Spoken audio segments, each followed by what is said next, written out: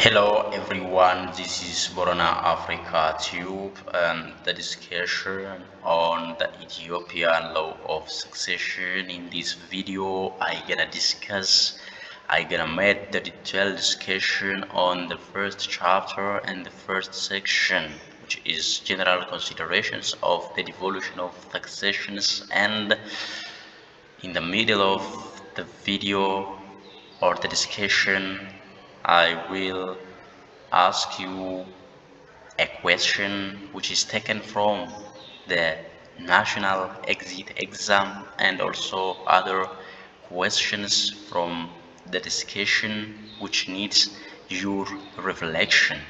So it is time to start the detailed discussion on the first section. So First, first, what does it mean by succession?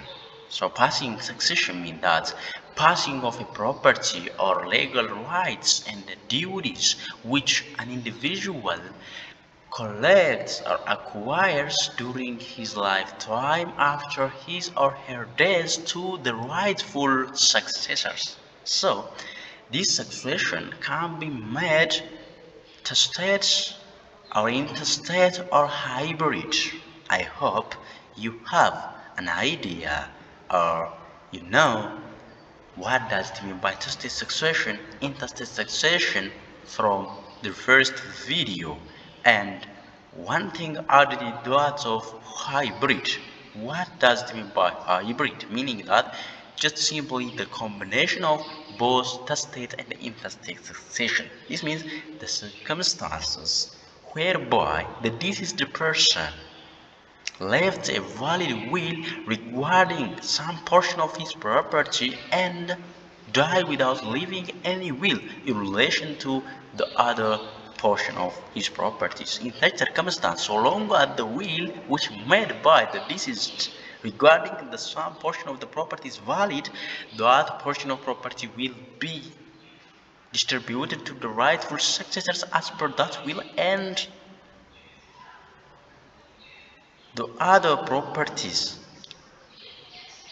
which the deceased died without leaving any will be distributed as per the law. As per the law. So, having this in mind, let's see what the basic important pointers in the case of the law of succession, which is opening of succession. What does it mean by opening of succession? Opening of succession is refers to the time when, and also the place where the rights and obligations of the deceased are transferred to successors due to his or her death. So when we talk about opening of succession, we are just simply talking about the time when the rights transferred, the obligations transferred, and where. So time and place issue raised in the case of opening of successions, and this is clearly stipulated under Article 826, sub-article 1 of the Ethiopian Civil Code. It reads as the succession of the person open at the place he or she had his or her principal residence at the time of his or her death. So this provision is self-explanatory. Self-explanatory. So the succession of the person is just open at the time of the death of the deceased, and also open at the place where he or she had his or her principal residence at the time of the death. So, issue of principal residences. When we look for, when we see the Article 177, sub-article 2 of the Civil Code, it provides issues relating to residences. It's obvious that an individual may have two or more or three residences, many residences at the same time. However, from those residences that the individual have, only one is considered as the principal residence and the other be subsidiary residences. So, in general, what we have to know is that the justification behind determining this opening of the succession. Why it is important to determine the time and the place of the opening of succession is that first it helps us to determine the time of transfer of rights and duties to the heirs. When shall we transfer the rights and duties that the deceased person acquired during his lifetime to the rightful successors? It is important to know the time. And also it determines the capacity. When we say the capacity, we will discuss it, the capacity to succeed. In the case of succession, the person to succeed, the heirs to succeed, must have a capacity. Capacity in the law of succession is that first survivorship and second is not to be unworthy. So survivorship, you know that from the first video. So this is a condition of being survivor, being alive at the time of the death of the deceased person. That means the issue of survivorship can be raised. The other one is jurisdiction. Knowing the place where the succession opened is that helps us to know which courts will have a jurisdiction to entertain the matter. As we know, jurisdiction is the power of the courts to entertain a case, a matter, and to give judgment on the issue. So to know that, it is quite important. It's really important to know the place where succession opened from the provisions of Article 826, Subarticle 1. So, once succession is opened, it forms a distinct states inheritance states. Just when the succession opens, all the rights and obligations of deceased pass to his or her heirs and legatees, unless they are personal. As a matter of principle, once the succession opens, all the rights, all the duties that the deceased person acquired during his lifetime pass to his heirs or legatees, unless they are personal said from the reading of Article 826, Subarticle 2. This means that all the rights and duties of the deceased person cannot be transferred to the heirs or rightful successors after the opening of succession, because there are some personal rights which terminated within the days of the deceased person. So here, as it is expressed, as I told you before, under Article 826 of the Civil Code, the succession opens just at the place he or she had his principal residence at the time of his or her death. When we say the principal residence in the case of the law of succession, mean that it is the place where the deceased has most of his or her inheritable properties. The place where the most inheritable property of the deceased person exists at the time of the death of the deceased, considered to be the principal residence in the case of the law of succession. For instance, let us see these examples to have a better understanding of the principal residence in the case of the law of succession. For example, Ato Daniel has his business, huge business in Jimma Tower. But after he encounter means facing unexpected difficulty. After he encountered a severe illness, he went to Adama for better treatment, to get better treatment and to recover from his illness, from his disease. However, if Ato Daniel died in Adama, even if his place of death is Adama, his succession shall open where? At Jimma. Why? Because Jimma is the principal residence of Ato Daniel at the time of his death. Why we say Jimma is the principal residence of Ato Daniel? Because of the fact that his huge business of Ato Daniel exists in Jimma Tower at the time of the death of Ato Daniel. So the succession of the deceased person shall open just as the time of his or her death in the principal residence of the deceased. Having done this, there are certain rights and obligations of the deceased person that pass to the heirs or legacies of the deceased, and also in the same fashion, there are also rights and duties of the deceased that terminates with his or her rights. From this, what we understand is that all the rights, all the duties that the individual, that the deceased acquire during his lifetime cannot be transferred to his or her heirs. Let us see this issue by using this example. For instance, when Rosalia was a medical doctor in a certain hospital, she was serving as a medical doctor in that specific hospital.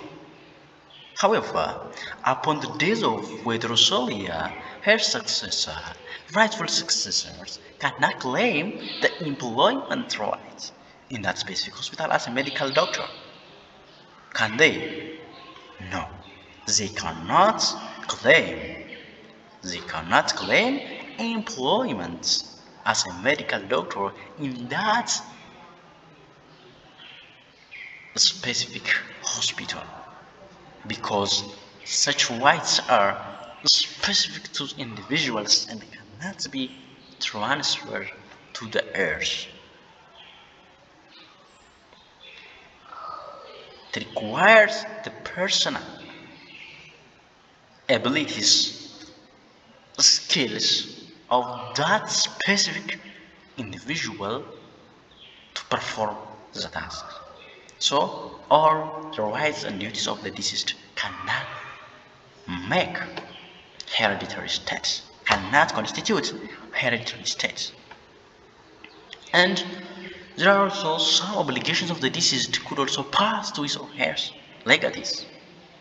As I said repetitively, what is passed from the deceased to heirs is not only the rights that the deceased acquired during his lifetime, rather, it also includes the duties, the obligations that the deceased had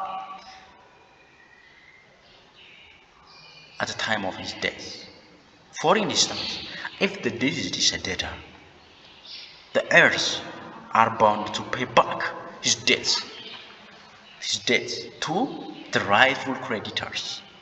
However, the heirs are bound, the legatees are bound to pay back the debts of the deceased only from the property of the inheritance, not from their personal property, not 1 cent, even 1 cent from their pockets. So, this is the rule as per Ethiopian law of succession.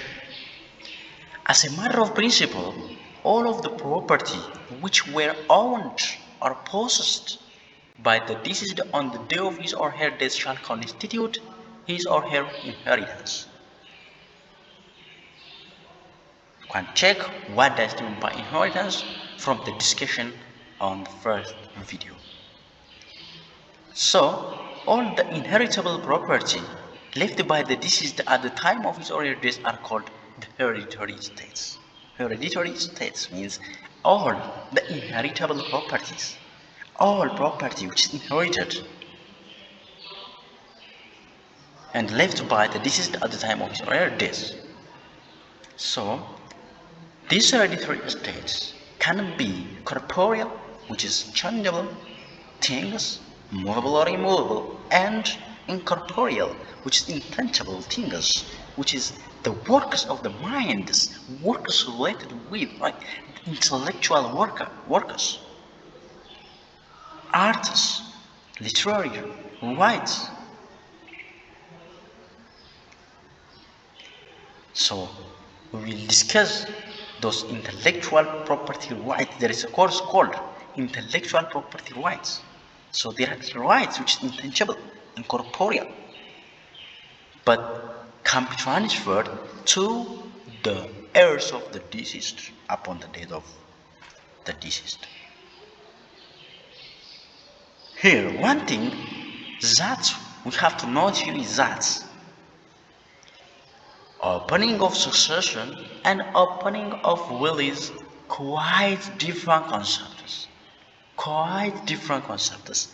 They are not similar, meaning that they have differences. Meaning that, as per Article 826 of the Civil Code, the succession is opened just at the time of the death of the deceased. However, there is another story. Under Article 926 of the Ethiopian Civil Code, which said that a will shall be opened by the liquidator 40 days after the death of the deceased.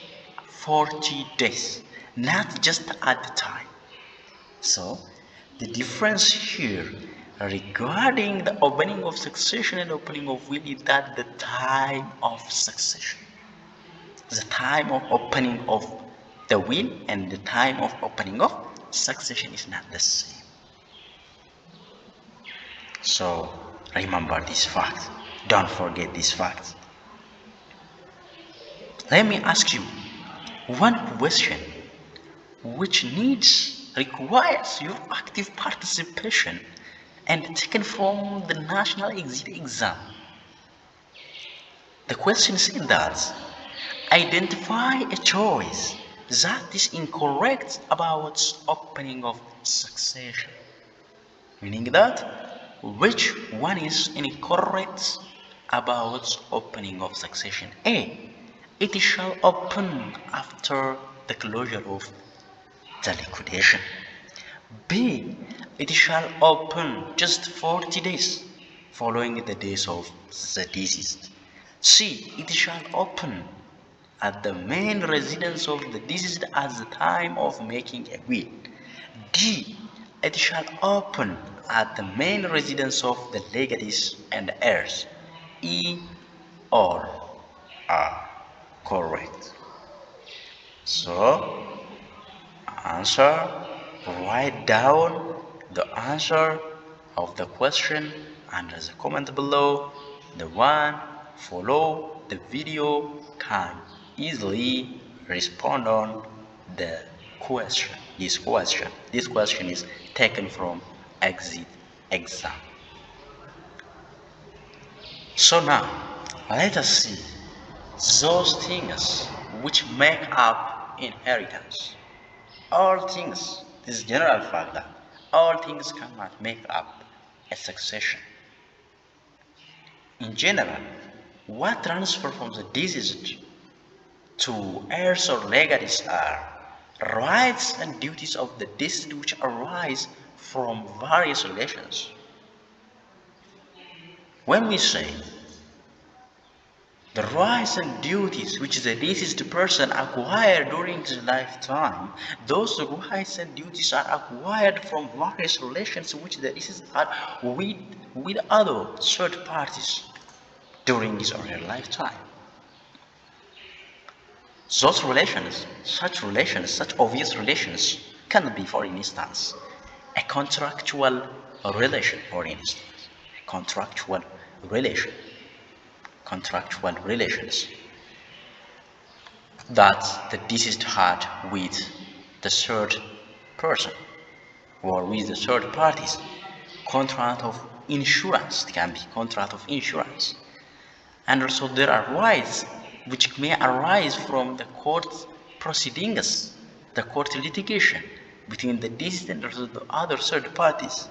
And also there are general rights which is considered as a property rights. So those rights and also those duties can be acquired by the deceased during his lifetime from different relations that he had with third parties. But principally, all of the property which were owned or possessed by the deceased on the day of his or her death shall constitute his or her inheritance. This is principle. Principle. However, all of property does not constitute hereditary estate, meaning that all of the property cannot be transferred to the legacies or the heirs, whether they are incorporeal or corporeal, whether they are tangible or intangible. All of the property cannot constitute a hereditary estate.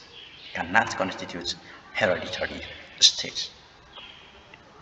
If so, if we say that all of the rights, the duties that the deceased acquired during his lifetime cannot constitute hereditary estate, now it is time to identify which things, which property of the deceased make up inheritance.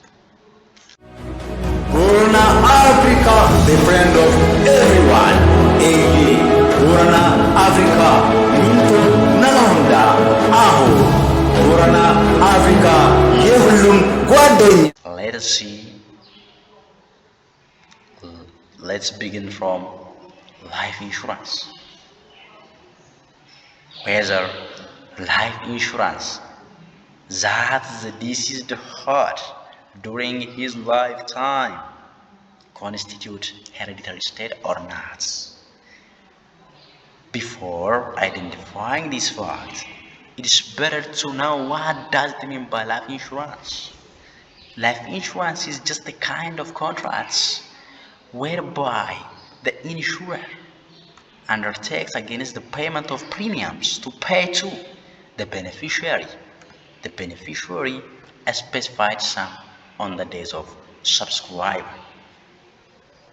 Simply, the definition of life insurance is clearly stipulated under Article 691 of the Commercial Code. It said that life insurance is a contract whereby the insurer undertakes against the payment of one or more premiums to pay to the subscriber or to the beneficiary a specified sum on certain conditions dependent upon the life or days of the subscribers or third party insured here. So, from the definition, can see the elements as follows. First, life insurance is a contract. It's a kind of contract, a kind of agreement that's made between two persons. So this contract is made between whom and whom? Between the insurer. Who is the insurer? The insurer is the insurance company. The insurance company, for instance, the Ethiopian Insurance Corporation is considered as insurer, and subscriber. Subscriber means the beneficiary. The beneficiary means a person who buy that life insurance policy and make a periodical payment called premium. Premium means the periodical payments made to the insurer or to the insurance company by the subscribers or the beneficiaries. The third one is the insurer. What is the duty of the insurer? Is that the duty of the insurer is undertake commitment to pay agreed amount of money to the beneficiary upon the days of the subscriber. So there will be some payments made by the insurance company to the deceased person upon his death.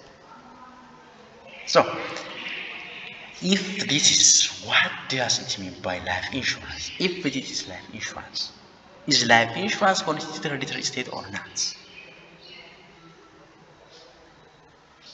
The answer for this question is clearly stipulated under Article 827 of the Civil Code, which says that life insurance could or could not constitute hereditary estates. It is decided upon condition. Upon condition. So the provision says that things making up inheritance, life insurance, things making up inheritance. Sub-Article 1 says that money is due in performance of a contract of life insurance to which the deceased was a party shall form part of inheritance where here form part where the deceased has not determined, here is a precondition, has not determined the beneficiary, or the insurance is made to the benefit of the heirs of the deceased without any other indication. In other cases, they shall not form part of the inheritance.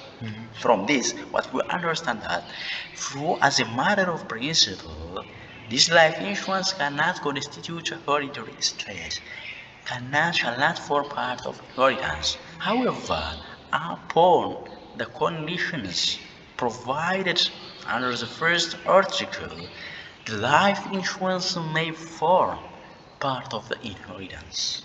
So, this life insurance becomes inheritance states where beneficiary is not designated or made for the benefit of the heirs. So, if we say that, who is the beneficiary of life insurance? The beneficiary of life insurance can be understood from the reading of Article 701 of the Commercial Code.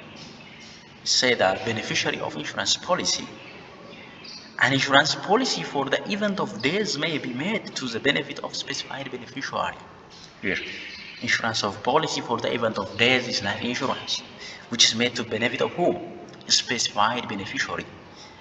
And the following persons shall be deemed to be presumed to be specified beneficiaries, notwithstanding they are not mentioned by name. Whether their name is mentioned or not, those persons, like subscriber's spouse, the wife or the husband, where the marriage took place after the policy was entered into, is considered presumed to be beneficiaries. Second, subscriber's children, whether or not born at the time when the policy is entered. If, for instance, the deceased entered the policy during or in 2002 and the children was born 2010, the children is presumed to be beneficiary of that life insurance, despite the fact that the name, well, his name or her name was mentioned in that policy. Having done this, let me ask you a question. Do you think that Article 701, Sub-Article 2 of the Commercial Code is equally acceptable and applicable in all courts? Do you think that? And what do you think the stand of Federal Supreme Courts? Write down under comments below. Your active participation and reflection is very important here. Thank you. However, let me tell you one example to understand as to when the life insurance constitutes hereditary estates.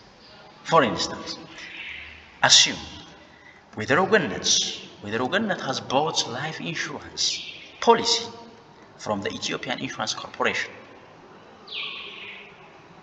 As per this example, whether Ugandat is beneficiary or subscriber, whereas Ethiopian Insurance Corporation is the insurer. And the money to be collected from the insurer may or may not form part of the inheritance of whether Ugandats. Here, the money that's collected from the insurer by whether Ugandats may or may not form part of inheritance, her inheritance. Here is the conditions which make the insurance money to constitute the inheritance, meaning that upon the fulfillment of these two conditions, meaning they are alternative, or the first or the second one, that life insurance policy can constitute the inheritance. First, if she designates no beneficiary at all. In this case, she simply pays the premium for the life insurance to the insurance company without indicating who is the beneficiary specifically. In such circumstance, there are what? Presumed beneficiaries. Presumed beneficiaries. In such circumstance, they can constitute inheritance. Second, if she concludes the contract of life insurance to the benefit of her heirs without any other indication. Heirs, if she, for heirs, no other specific indications regarding the beneficiary. Upon the fulfillment of one of these two conditions, the life insurance can form part of inheritance. In all other circumstances, life insurance cannot constitute hereditary estate of the deceased person. The second important point is that pension allowance, whether pension allowance constitutes hereditary estate or not. First, pension is, a kind of payment that's made to support the person who was a public servant before his death, at the time or during the time when he or she is unable to work. It's a kind of support for that individual, for that public servant. And it has also the purpose of supporting not only that person or public servant, those individuals who were also maintained by the pensioner, who depended on this individual. If we saw in Ethiopia, pension is regulated by Public Servants Pension Proclamation number 345/2003 and the Amendment Proclamation number 424/2004. So the purpose of pension is that, as indicated above, as I said above before, is just to support the pensioner when he or she is unable to earn his or her livelihood. In such circumstance, this pension support this pensioner, or to support those individuals, maybe families, dependent on the pensioner himself. Only spouse and a very close relative, by the way, upon his or her pension allowance. So, the spouse or the relative of the pensioner has no right to pass the pension allowance to which or she entitled to his or her heirs when he or she dies. We say that the purpose of pension is just to support the pensioner at time when or during the time when he or she unable to work, unable to earn his or her livelihood. Or also have the purpose of supporting the dependent, those individuals dependent on the pensioner, spouse and very close, like children maybe, very close relatives. However, that means those spouses and very close relatives of the pensioner entitled to collect the pension payments. However, they cannot transfer the pension payment to which they are entitled to their heirs, because pension money is not the state left by the deceased at the time of their death. Therefore, pension allowance in general, pension allowance does not constitute the hereditary estate of the deceased person. There is no way for pension allowance to constitute hereditary estates. The other one is indemnity payments. Indemnity is a kind of compensation, which is the money that is to be paid to the spouse or relatives of the deceased person. So indemnity also cannot form part of the inheritance of the deceased. Cannot form. For instance, if the person who is entitled to receive the indemnity payment dies, the money cannot go to his or heirs. Let's elaborate these factors by example. Assume a car hits Otto Dawit and killed him. Following the damage, the driver or the owner of the car, the driver because of his fault, or the owner of the car because of the concept of strict liability under the law of extra contractual liability, may be obliged to pay compensation to the spouses or to relatives of debts. Those persons sustain injury because of the death of debts. So, the one who caused the death of the person may pay compensation or indemnity to those persons. Like spouses or relatives of atau dawit. However, guys, this doesn't mean that such money which they collect as a compensation because of following the accident cannot form part of inheritance of the deceased. For instance, if the person who is entitled to receive the indemnity payment die, the money cannot go to his heirs. For instance, if the spouse of the wife of atau dawit called Masarat